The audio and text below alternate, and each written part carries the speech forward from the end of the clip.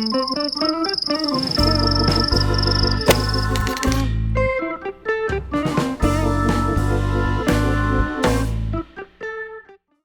everyone and welcome back. If this is your first time, I hope you'll stay. Espero que te quedes. So this is another GCSE Spanish revision video. We've done quite a few, but as exams are just around the corner, every year I do like to prepare you a new one. This video is going to go over some important points to make sure you're walking in confidently into that exam room. It is just a revision session.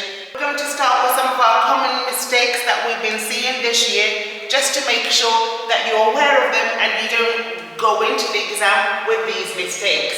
So, the first is estar and ser, to be. We have to remember that estar is more for states and things that are temporary. So, for example, you will say, estoy mala,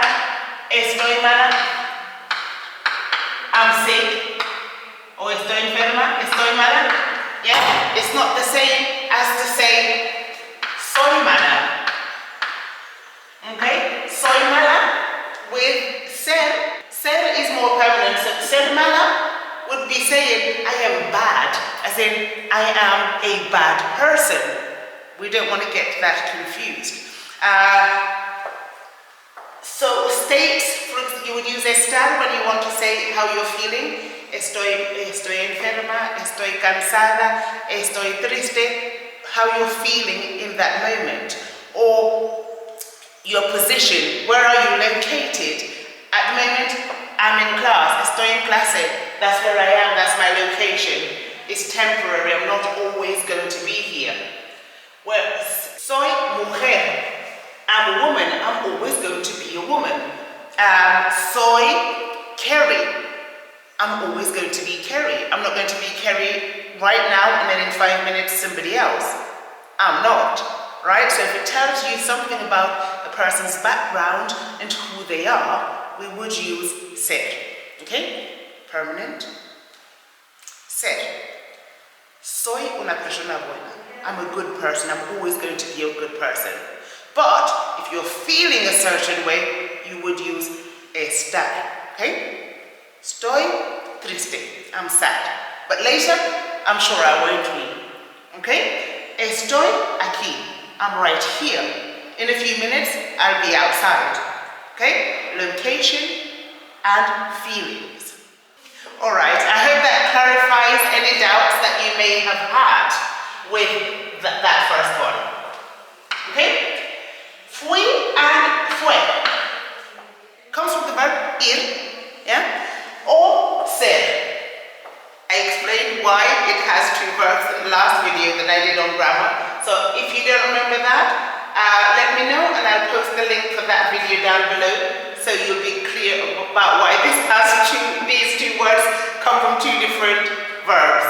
Ser, to be again, it comes from this, but it's also ir. So you can say, I went, me fui, or it was, fue. So, why do we get these two confused? Fui with the I, it means I went, or I was, yeah? Fui yo, it was me. Who did it? Fui yo. It was I who did it. It was me. I did it.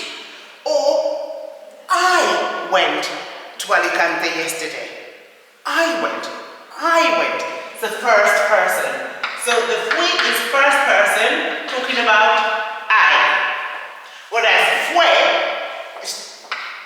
only refers to he or she or it. Okay? It was. Or he went.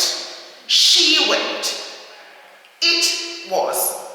Okay? So fui and fue, they're very similar. We get them confused. Remember with that it refers to I. That's an easy one. When it's I, it's because it's talking about I, myself, and I. The I is for I, as in me.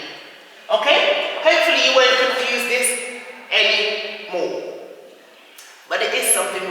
we do tend to get wrong. So, from this day forward, we will know the difference. Fui with the I is I, me, and fue with the E is he or she, because it ends in an E, just a bit like he or she. He or she ends in an E, just like fue. Fue, se fue. Fue él. Okay? Perfecto.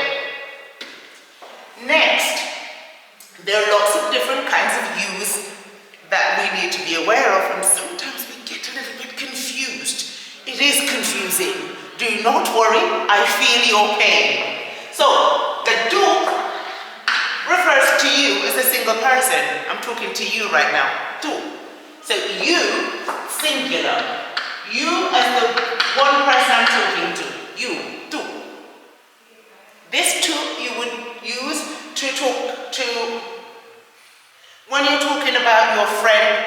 When you're addressing your friend, if that friend is the same age as you, your classmate, you would say tú.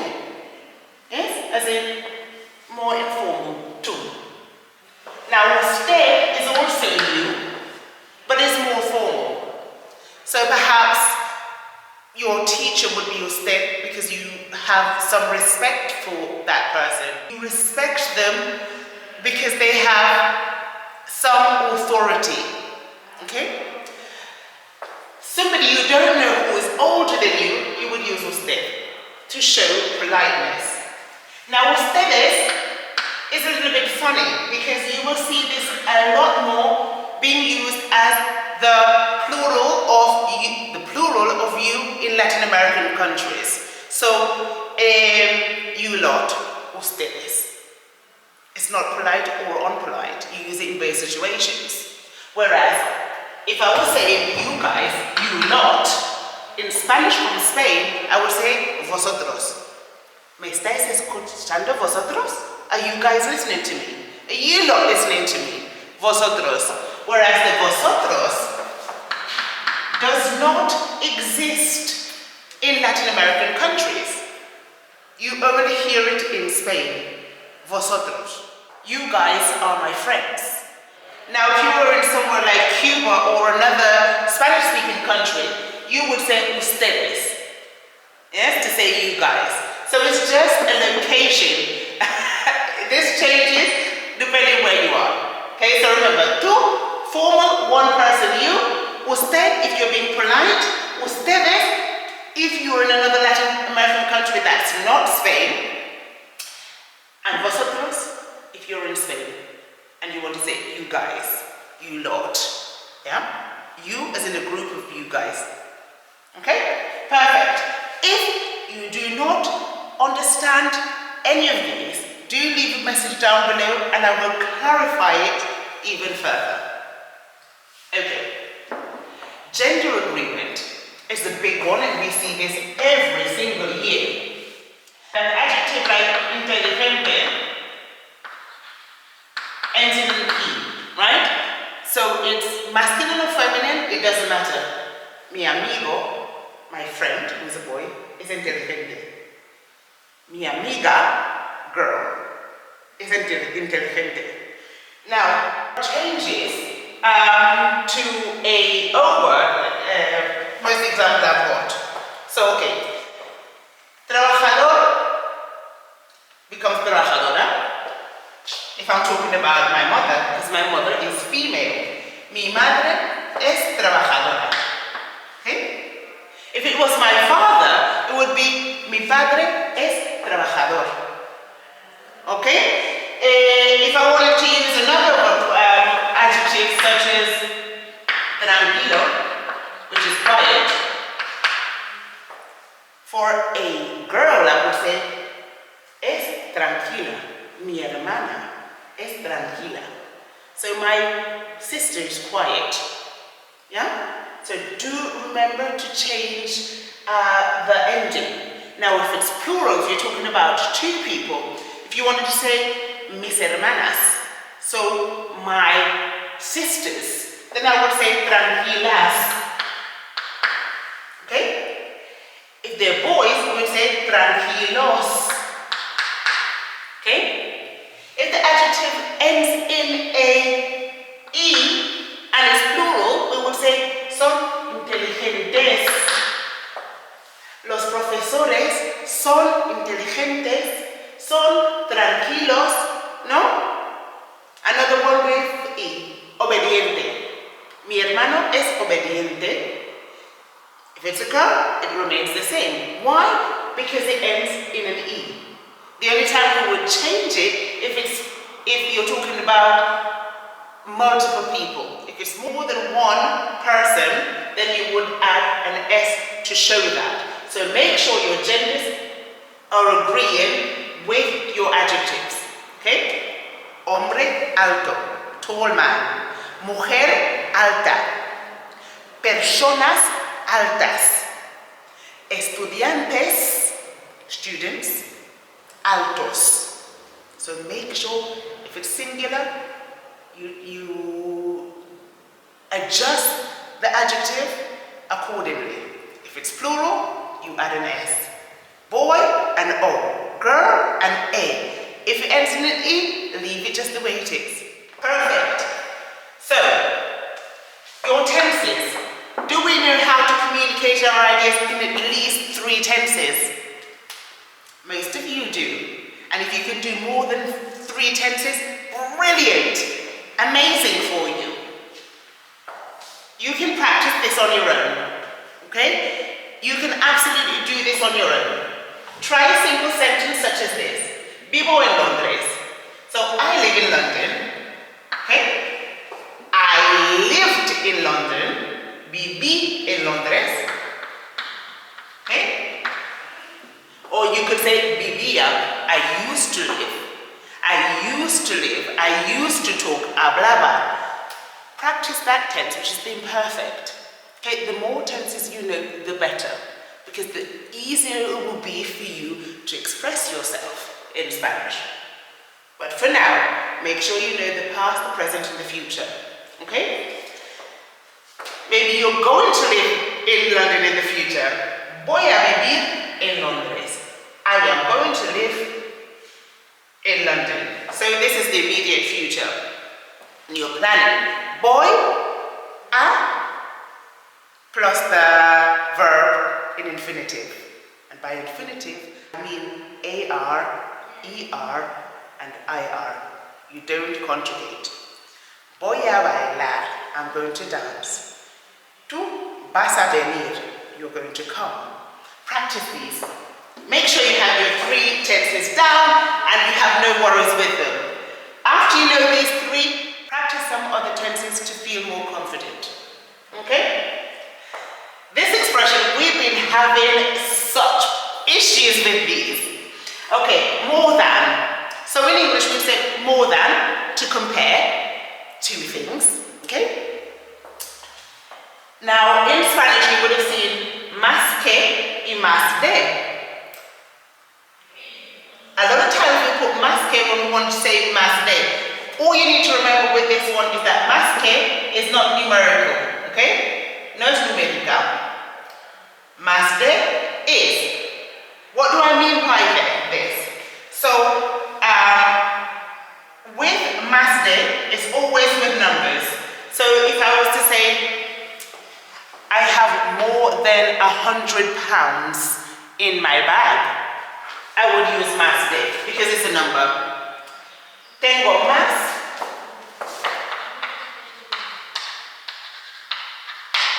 de 100 libras. I have more than £100. This is number. So whenever you're talking about numbers and you want to say more than, you would use más de. If it's not related to number, you would say más que. So for example, tiene más coches que yo. Okay? Comparative. He has more cars than me. Okay? Cars is not a number. The most important thing, guys, is that at the moment, you should be making time every day to do a little bit of revision. even if it's just 20 minutes a day, make sure you're getting that revision done. Okay, the more you practice, the better you will become, the more confident you will feel. Identify your weaknesses. Where do you struggle? When you really understand where your weakness lies, you can spend more time and work on that area or those areas. Maybe you've got 2 areas that are not your strong points. It's okay, we have time. Okay? Next thing, find yourself a study partner or just someone to practice your oral skills with. Practice having dialogues. And if you do not have anyone to practice with, practice in the mirror. I used to do this when I was at school, just the way you guys are. Dialogues in my head. I would give myself situations and I'd be both characters. So imagine you think of a dialogue, for instance, imagine the examiner is asking you how your weekend was. Ask the question and reply yourself. Okay? If you find this hard, prepare it in your notebook first and then you practice. Okay? You might look a bit crazy, especially when other people are not quite sure what you're saying, but it's okay. We'll all be crazy in this corner together. It's alright. It's a little bit of a crazy, not all bilingual people, and this is what we're aiming for, to be bilingual. Right? Okay, so practice on your own. Practice with a friend when you can. Another thing you can do to practice your reading and writing, get short passages in Spanish and read them out loud. Okay, read them out loud to practice your accent and translate them. You will get better and you will see the results.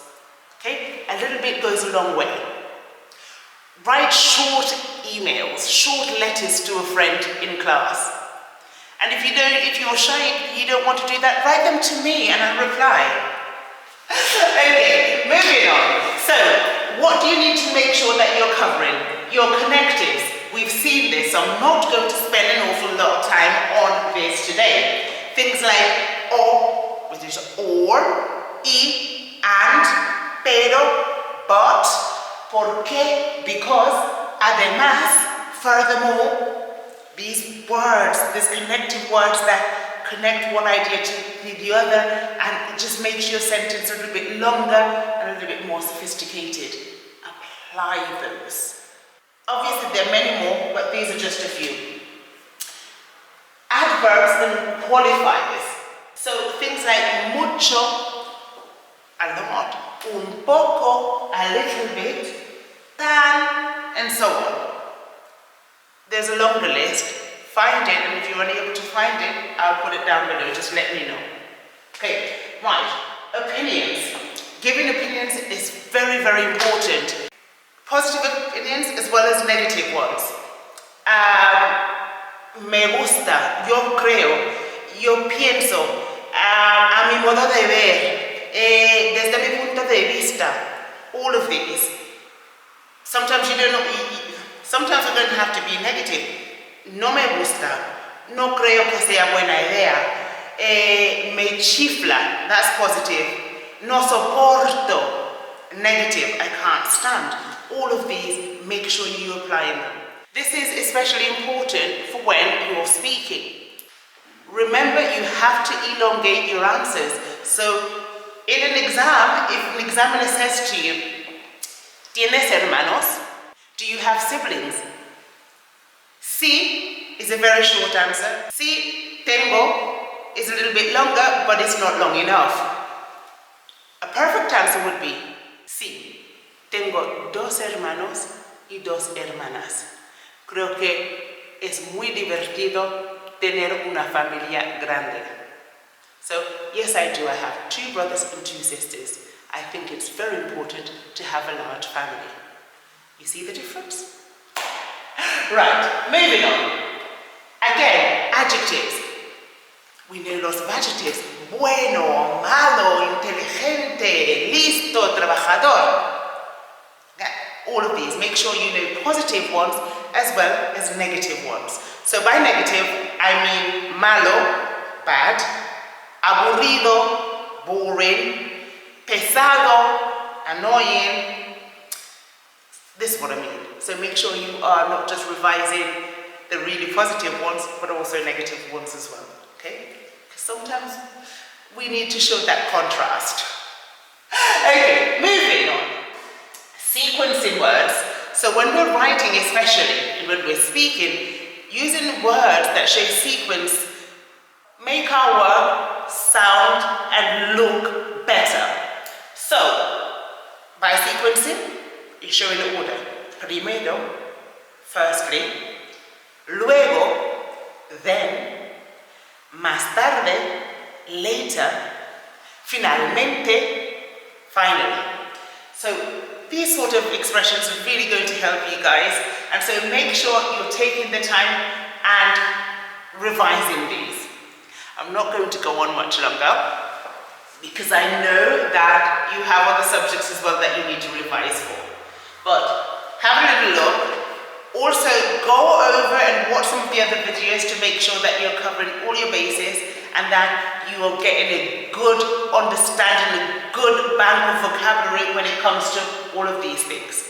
Okay? Because there's so much vocab over there. There's so many.